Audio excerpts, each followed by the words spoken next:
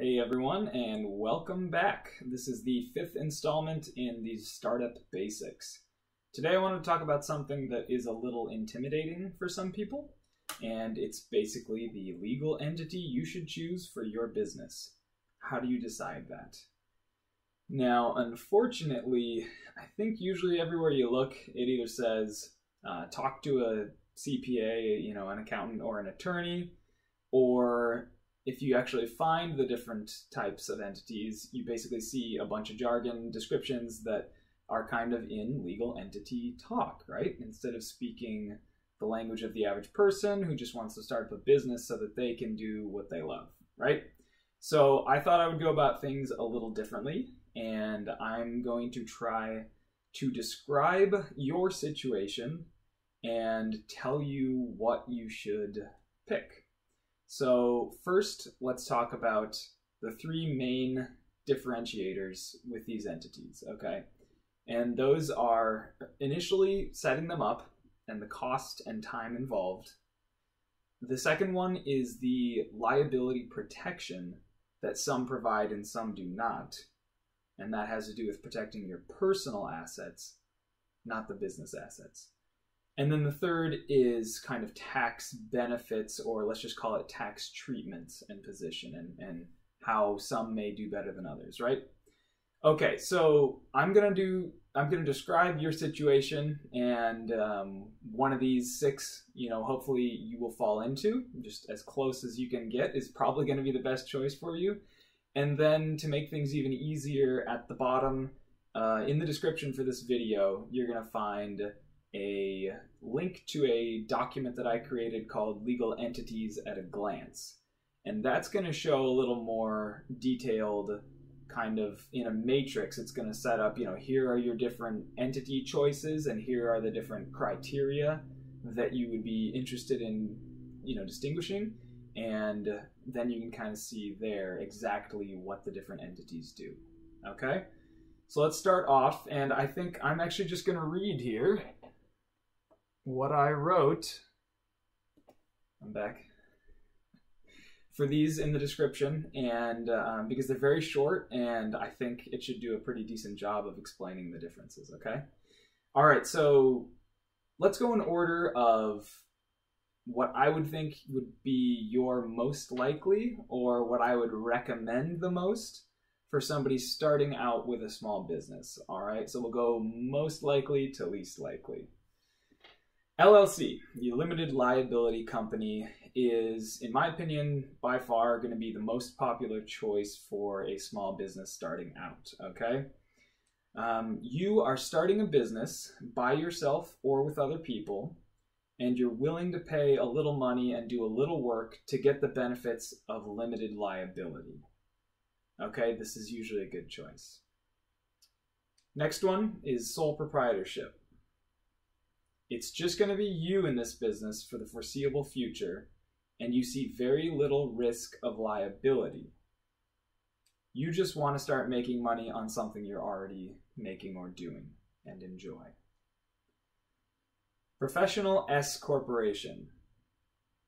You are starting with another person or people, and you think there will be significant profit at the onset.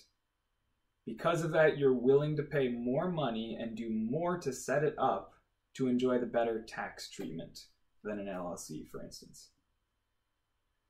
General partnership. It's going to be you and another person or people, but you see little risk of liability. You want to minimize the cost and effort of setting it up. This is similar to sole proprietorship, except with other people, basically. So same idea, right? You're not going to have the protection, but it's super easy to set up. And if you're doing it with other people, then you need to be a partnership. It can't just be a sole proprietorship under your tax ID, basically. Okay? Limited liability partnership. This is similar to a general partnership, which I just discussed, except that you have one or more partners that just want to invest money in the business and not have any control. They will benefit from limited liability, while the general partners will not. Okay, so that is a very important distinction.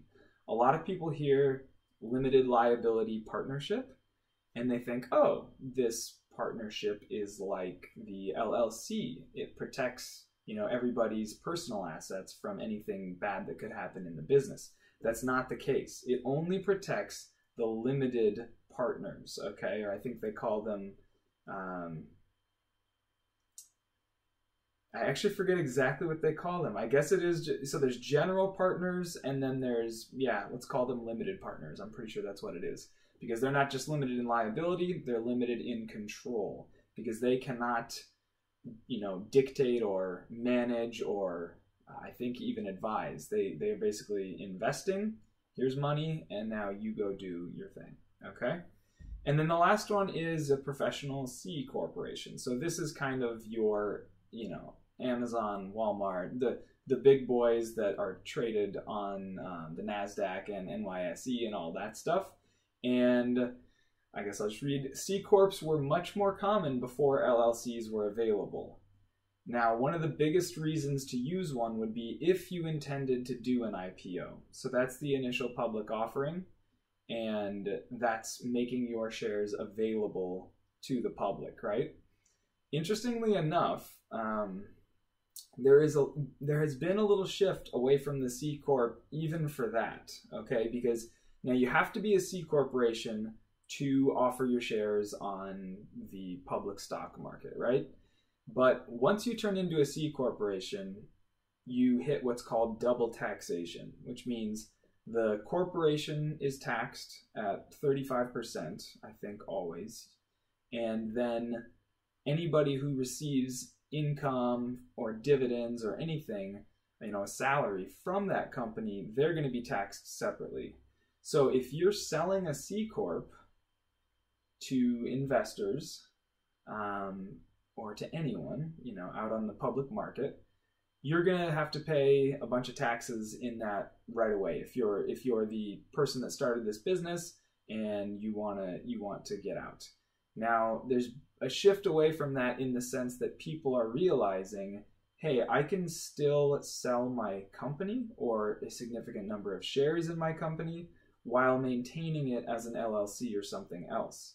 Now, you have to find a way to do it. You have to find the right investors. It's not, it's not going to the established Wall Street and saying, hey, big company, be my underwriter, figure all this stuff out.